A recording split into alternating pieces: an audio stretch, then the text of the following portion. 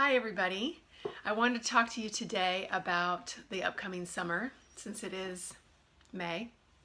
If you're anything like my family and so many families that I work with, we kind of run ourselves ragged throughout the year and everybody is kind of waiting with bated breath for the summer for some precious downtime.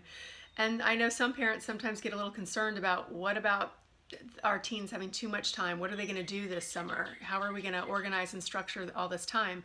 So I just wanted to throw out a few tips.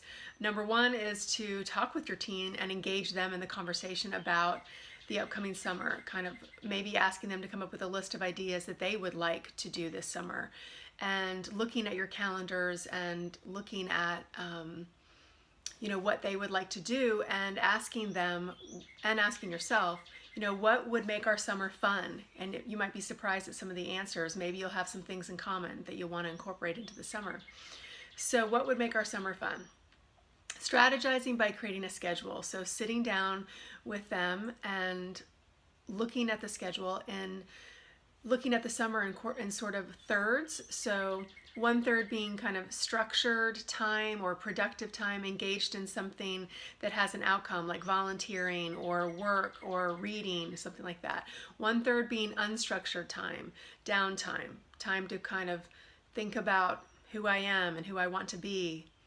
And then the third is family time. So maybe that's family vacations or family experiences. So planning for tweens and younger teens, so ages 11 to 14, they're not really old enough to work in most cases, and they might feel like the camps that they used to do are a little bit too babyish. So what to do with that kind of in-between age time or time frame. One is to think about maybe specialty camps that really cater to their interests, maybe computer camp or arts or theater or outdoor leadership or outdoor adventure. Hiring a college student to hang out with your tween. Maybe the college student takes them to the pool or to museums or other things that would be fun for them. Using your network of family members or grandparents. I know there's some companies, for example, like Road Scholar, that has intergenerational camps for grandparents and grandkids to go on trips, just the two of them. My son has done that with my mom, and it was one of the best trips of his life.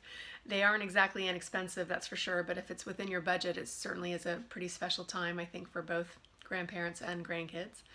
And then free activities, looking at the web. We in Austin have a website called Free Fun in Austin. You might find some maybe unique ideas about what to do with your tween that you haven't thought of before.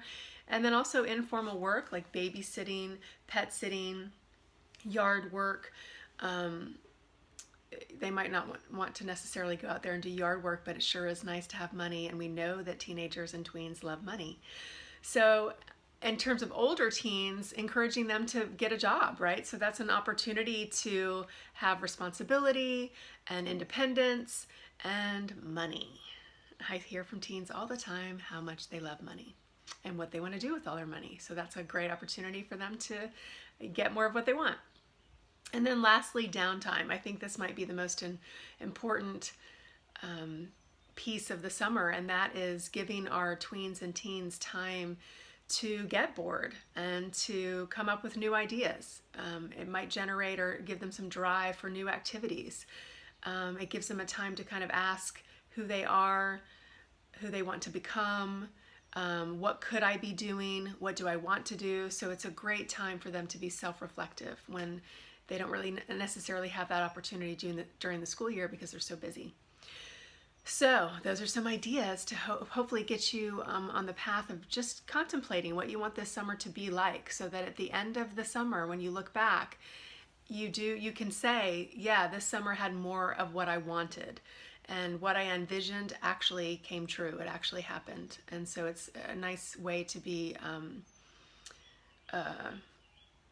more thoughtful about what it is that you want to create this summer. That said, I hope you have a fantastic, wonderful, relaxing, fun, connected summer. And I'll see you back in August.